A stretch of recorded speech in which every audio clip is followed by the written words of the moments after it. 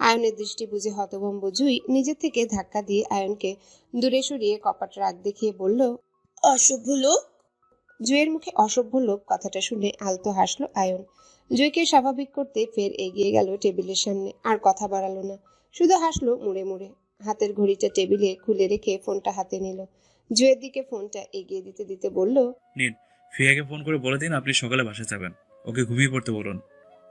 রাতে বাসায় যাব না আমি? না, যদি বাসায় কেউ আমাকে খোঁজে তাহলে?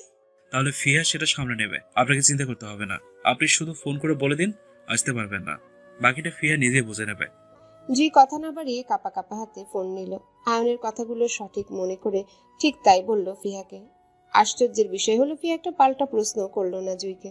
এই রাতে কেন বাসায় যাবে না, কোথায় থাকবে কিছুই জানতে চাইলো না, বরং সাবধানে থাকিস বলে ফোন রেখে দিল। জুই কথা বলতে বলতে আয়ন ওয়াশরুম থেকে ফ্রেশ হয়ে আসলো। জুইকে ফ্রেশ হতে পাঠিয়ে রুমে খাবার আনতে বলল। আয়নও আসার সময় খাবার অর্ডার করে এসেছিল নিচে। আয়ন সোফায় বসে প্লেটে খাবার বাড়তে জুইও ততক্ষণে ফ্রেশ হয়ে আসলো।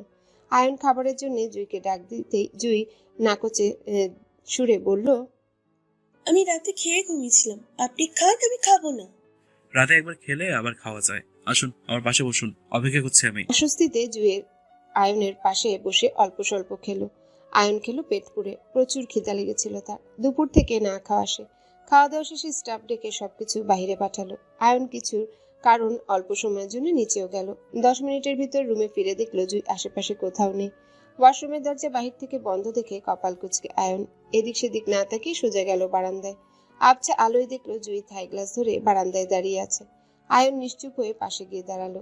জুয়ের দৃষ্টি অনুসরণ করে কুয়াশাময় কালো আকাশের দিকে তাকিয়ে সরাসরি বলল, জুই, আমি আপনার বাবার সাথে কথা বলতে চাচ্ছিলাম আমাদের বিয়ের ব্যাপারটা নিয়ে। আমাদের উচিত এখন আমাদের সম্পর্কের জানানোটা। জুই চমকে তাকায় আয়নের দিকে, উত্তেজনায় ভয়ার্ত গলায় বলল, প্লিজ এখন না, আরো কিছুদিন সময় যাক। বাবা হঠাৎ করে এমন একটা বিষয় শুনলে কষ্ট পাবেন। আমি আমার বাবাকে কষ্ট দিতে পারবো না। মায়ের বিয়েটা সবেমাত্র শেষ হলো। এখন আমি বাবার পাশে না থাকি তাহলে তিনি আরো ভেঙে পড়বেন। প্লিজ ডক্টর, আর কিছুদিন যাক। এখন কি বলা ঠিক হবে না বাবাকে? জুয়ের কথা বুঝলো আয়ন, সদরে মেনেও নিল, কিন্তু শর্ত দিল যতদিন আয়ন জুয়ের পরিবারকে তাদের বিয়ের বিষয়টা না জানানো হচ্ছে ততদিন জুই আজকের মতো করে ঠিক এইভাবে রোজ আসতে হবে আয়নের ডেকেই হোটেল রুমে। জুই তার বউ, সেজন্য তার হক আছে বলে দাবি করলো। কিছু না হোক অন্তত একসাথে ঘুমানোর দাবিটা করলো আয়ন। জুই না করতে গিয়ে দ্বিধায় পড়ে গেল, পুনরায় আয়নের কথার প্যাচে ফেসে গেল। বাধ্য হয়ে রাজিও হলো, আসবে বলে ওয়াদাও করলো। আয়ন খুশিতে ঠাস করে জুইকে কোলে তুলে নিল। হতভম্ব জুই বিষয়টা বুঝতে বুঝতে আয়ন ওকে নিয়ে বিছানায় শুয়ে পড়ল। জুয়ের অবাকতার মধ্যে দিয়ে আয়ন হাত বাড়িয়ে রুমের লাইট নিভিয়ে দুজনের গলা অব্দি ব্ল্যাঙ্কেট টেনে নিল।